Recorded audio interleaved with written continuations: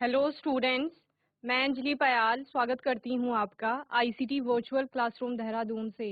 कैसे हैं आप सब लोग? उम्मीद करती हूँ आप सब लोग अच्छे होंगे और अपनी लाइफ में बहुत बेहतर कुछ कर रहे होंगे। आज हम बात कर रहे हैं क्लास 11th की केमिस्ट्री की, और जैसा कि आप लोग जानते हैं सम बेसिक कॉन्सेप्ट चैप्टर आपका चल रहा है, यानी कि रसायन विज्ञान की कुछ मूलभूत अवधारणाओं के बारे में हम बात कर रहे हैं यहाँ पर। तो आपने बहुत सारी चीजें चैप्टर में पढ़ ली थी। लास्ट सेशन में हम मेजरमेंट ऑफ कॉन्सेंट्रेशन में आपका मोल फ्रैक्शन की बात कर रहे थे, तो उसी को आज आगे कंटिन्यू करते हैं। तो आइए चलते हैं स्मार्ट बोर्ड की। तो बच्चों, हम मोल प्रभाज की बात कर रहे थे, ठीक है ना? तो क्या क्या समझ गए थे? अब आपने कहा था ए और बी दो हमारे पदार्थ हैं।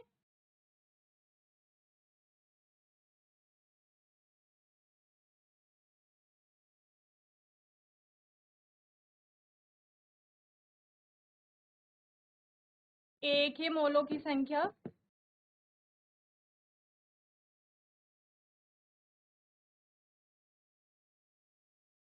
Na, बी के मोलों की संख्या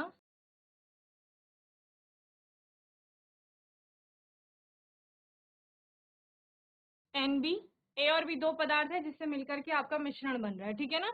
तो यहाँ पर लिख सकते हैं आप, एक मिश्रण है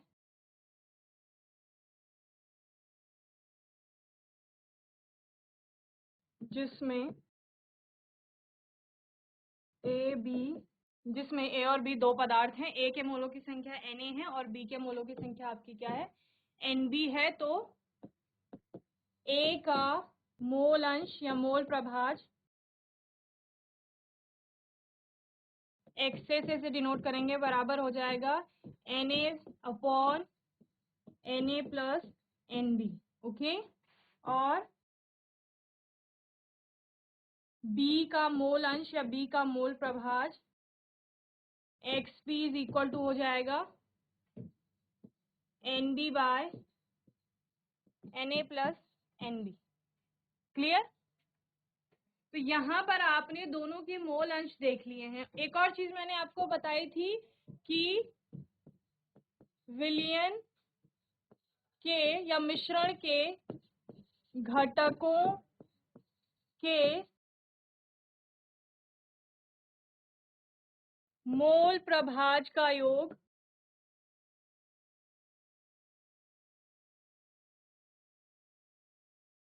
एक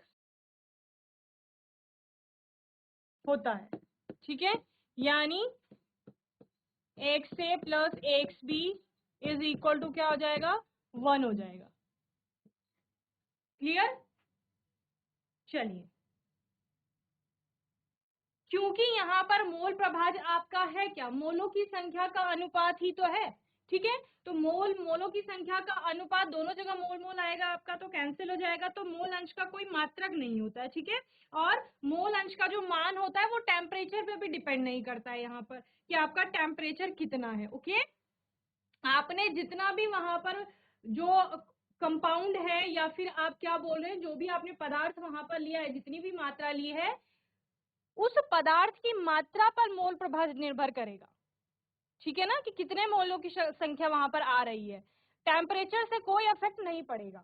चलिए, अब आगे देखते हैं। आपके पास ये फॉर्मूले आ गए हैं, हम इसको इक्वेशन 1 मान लेते हैं, इसको इक्वेशन 2 मान लेते हैं। क्लियर? नाउ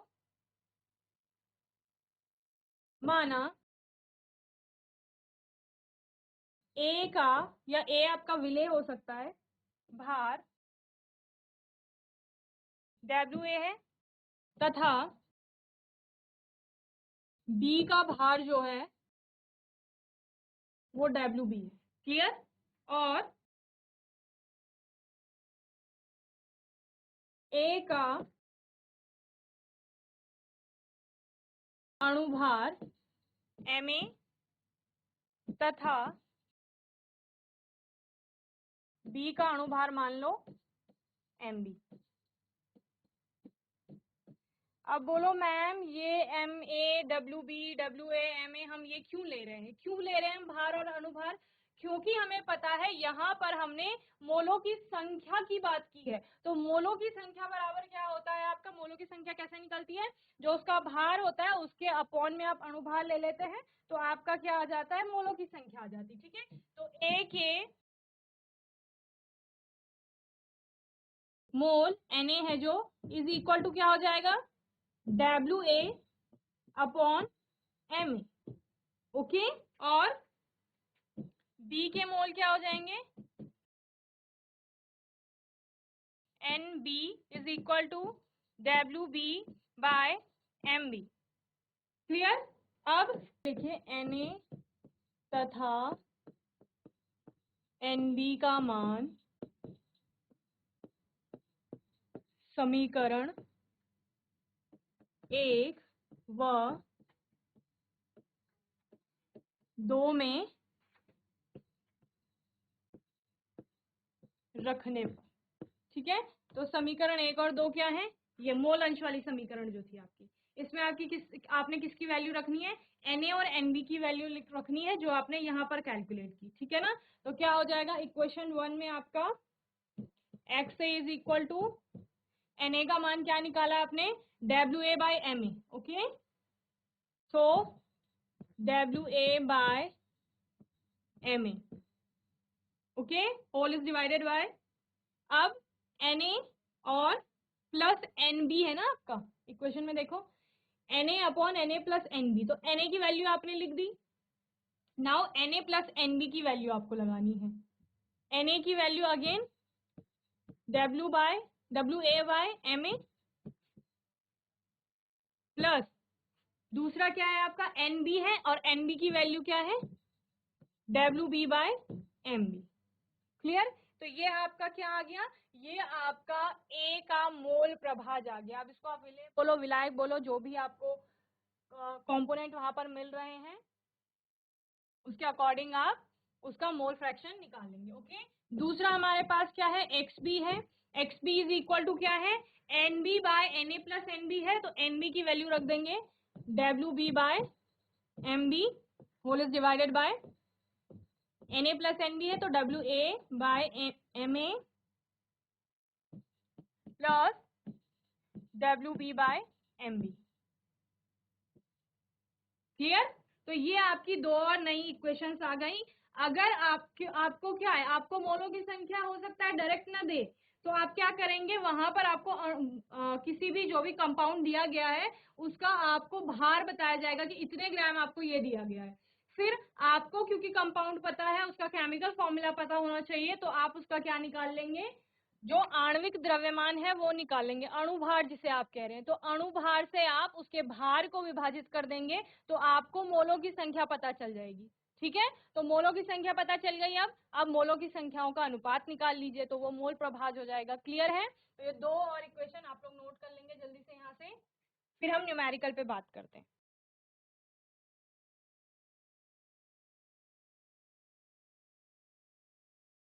ये आपको ध्यान रखना है कि जो भी घटक हैं उसमें उनके मूल प्रभाजों का योग आपका एक आता है। ठीक है ना, तो उसके अकॉर्डिंग फिर आप आगे न्यूमेरिकल करेंगे। न्यूमेरिकल में भी ये पूछा जाएगा आपको कई जगह। ठीक है, या आपको सपोज एक का दे दिया है फिर दूसरे का निकालना है, तो कैसे निकालेंगे, बार बार सॉल्व थोड़ी करेंगे, डायरेक्ट इस फॉर्मूले से आप लोग निकाल लेंगे। ओके,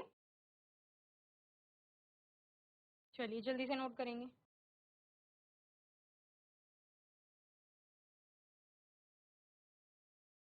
चलिए एक न्यूमेरिकल लेके चलते हैं। प्रश्न है आपके पास, एक पात्र में यानी कोई वेसल है, बर्तन है आपका, उसमें 1.7 ग्राम अमोनिया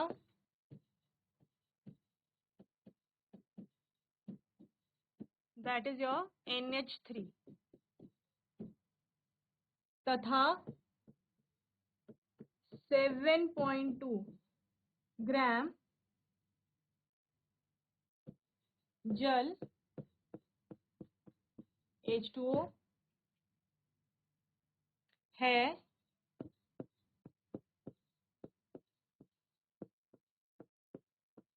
दोनों के मोल अंश यानी मोल प्रभाज, मोल फ्रैक्शन जिसे आप कह रहे हो, ज्ञात करो।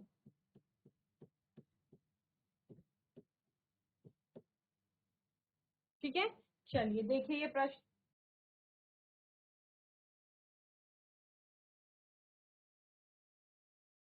चलिए समझ आया प्रश्न क्या क्या दिया गया है। 1.7 ग्राम अमोनिया है, मतलब जो भार की आप बात कर रहे थे, डब्ल्यू की बात कर रहे थे, ठीक है ना।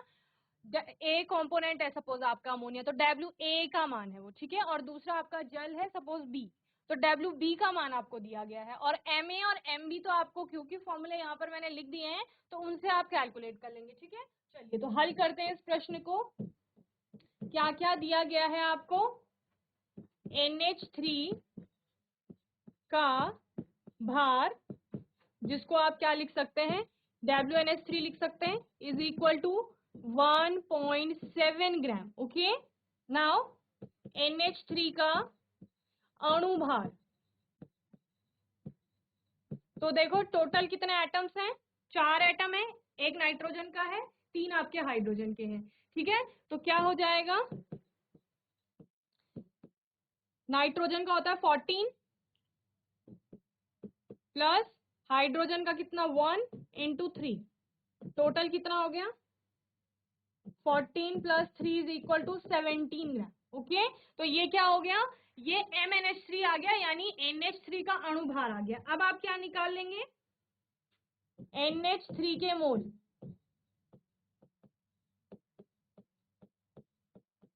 जिसको आप क्या कहते हैं NNH3, आप इसको लिख सकते हैं। ओके, इसकी वैल्यू निकालनी है, तो ये क्या हो जाएगा आपका WnH3 बाय MnH3। ओके, यानी दिए गए भार से, भार को आप क्या करेंगे, जो उसका अणु भार है उससे विभाजित कर देंगे। ओके, तो कितना आ जाएगा आपका यहाँ पर 0.1 मोल आ जाएगा।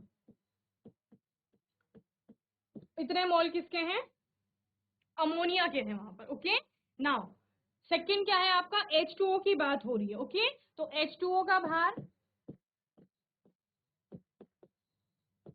जिसको आप क्या लिख देंगे, WH2O लिख सकते हैं, इज इक्वल टू 7.2 ग्राम आपको दिया गया है। ओके, नाउ H2O का अणु भार, जिसको आपने MH2O मान रहे हो आप सपोज, इज इक्वल टू कितना हो जाएगा, आपका वाटर का आणविक द्रव्यमान या अणुभार जो होता है वो कितना होता है, हाइड्रोजन के 2 एटम है तो 2 इंटू 1 प्लस ऑक्सीजन का कितना होता है 16, टोटल कितना हो जाएगा 18 ग्राम। तो 2 into 1 plus 16 is equal to 2 plus 16 18 gram. Clear, ये आपका जल का आणविक द्रव्यमान आ गया। अब क्या निकालना है, H2O के मोल, जिसको हम NH2O लिख रहे हैं, is equal to WH2O divided by MH2O।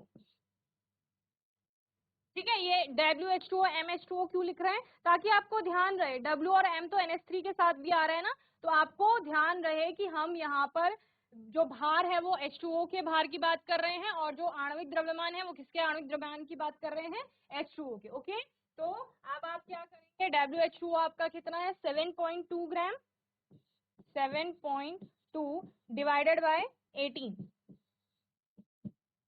तो ये आ जाएगा आपका 0.4 मोल। ओके, तो देखो आपने क्या निकाल लिया, NH2O और NNH3, यानी NH3 के मोलों की संख्या आपको पता चल गई जो कि 0.1 मोल है, और यहाँ पर दूसरा आपको क्या पता चल गया है, H2O के मोलों की संख्या। यही हमें चाहिए थे, क्यों, क्योंकि हमें निकालना है मोल अंश या मोल प्रभाव जिसे हम कह रहे हैं, और उसको निकालने के लिए हमें मोलों की संख्या पता होनी चाहिए। ओके, चलिए तो अब हम निकालते हैं NH3 का मोल अंश, ठीक है, जिसको हम XNH3 लिख सकते हैं, इज इक्वल टू क्या हो जाएगा,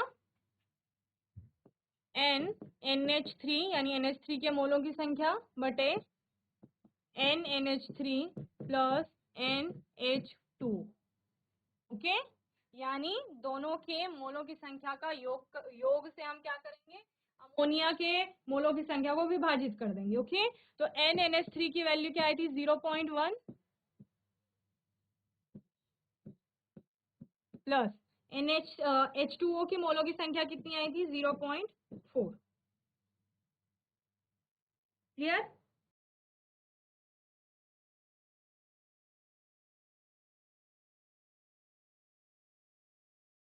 सॉल्व करेंगे कितना आ जाएगा, 0.1 is divided bye 0.5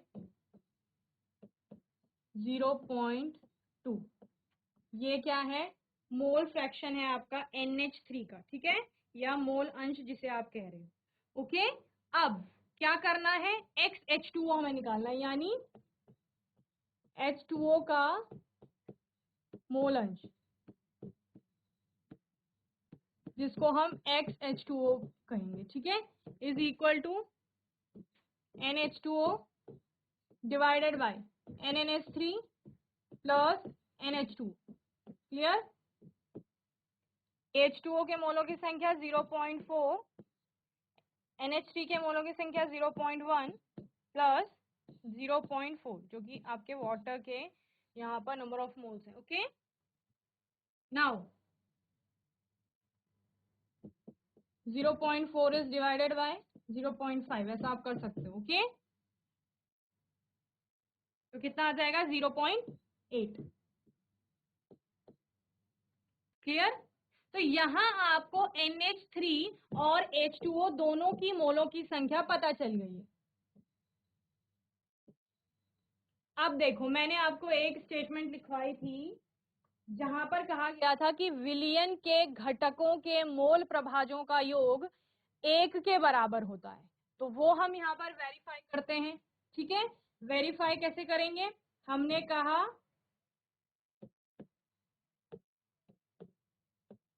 XNH3 plus XH2O is equal to क्या आना चाहिए, 1 आना चाहिए। ओके, तो XNH3 कितना है आपका 0.2 प्लस XH2O कितना आया 0.8 इज इक्वल टू 1 हो रहा है, हो रहा है। तो यानी सही कहा गया था उस स्टेटमेंट में कि आपका जो भी आपके विलयन में घटक हैं उनके मोल प्रभाजों का योग 1 होगा। तो यहाँ पर विलयन में आपके दो घटक थे, एक अमोनिया है और दूसरा आपका क्या है, वाटर है। तो दोनों के मोल प्रभाजों का योग 1 के बराबर हो रहा है। इसके अलावा जब आपने यहाँ पर NH3 के मोल निकाल लिए थे 0.2, तो आप सेम यही फॉर्मूला अप्लाई करके H2O के मोलों की संख्या भी निकाल सकते हैं।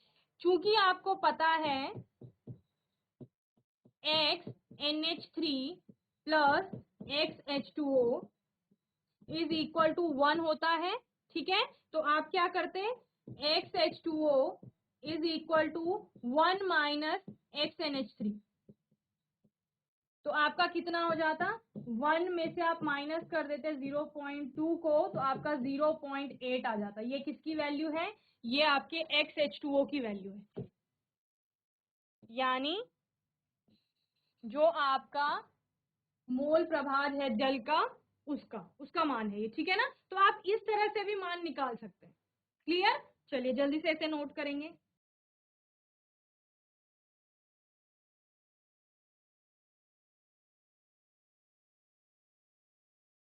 तो इस तरह के प्रश्न अगर आपके एग्जाम में आएगा तो आप लोग उसको सॉल्व कर लेंगे। ओके, चलिए एक और क्वेश्चन देखते हैं। इसका प्रश्न है आपका 23 ग्राम इथाइल अल्कोहल C2H5OH 54 ग्राम H2O में घुला है।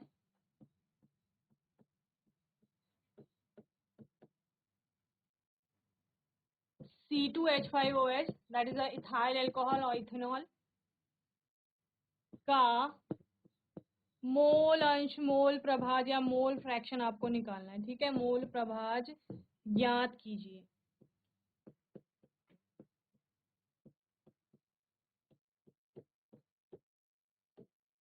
ठीक है, चलिए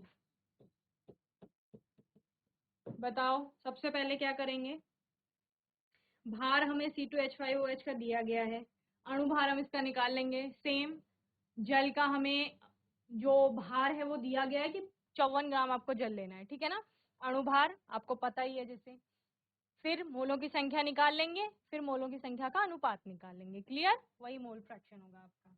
चलिए, तो C2H5OH का भार जो यहाँ पर है, ठीक है, मैं इसको लिख लेती हूँ। WC2H5OH is equal to 23 gram, okay. And C2H5OH का अणुभार mC2H5OH। इस C2H5OH को आप C2H6O भी लिख सकते हैं, ठीक है ना।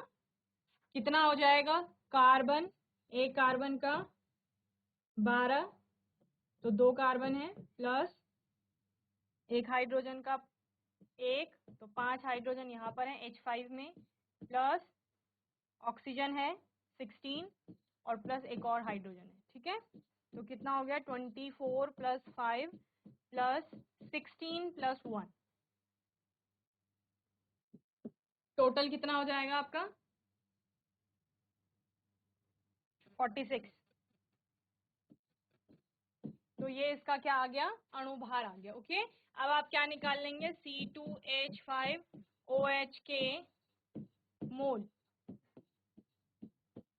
NC2H5OH is equal to WC2H5OH divided by mC2H5OH is equal to 23 divided by 46. Clear?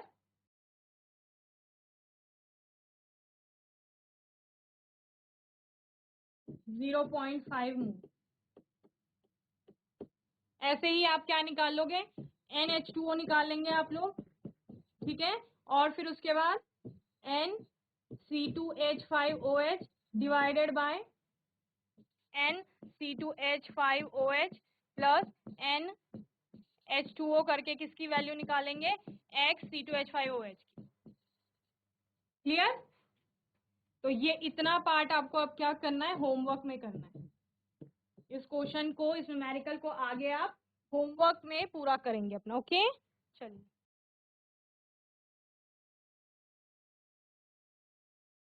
तो बच्चों मैं उम्मीद करती हूँ आज का सेशन आपको अच्छे से समझ में आया होगा। आज के सेशन में हमने मोल फ्रैक्शन को और अच्छे से समझा और इसका न्यूमेरिकल हमने यहाँ पर देखा।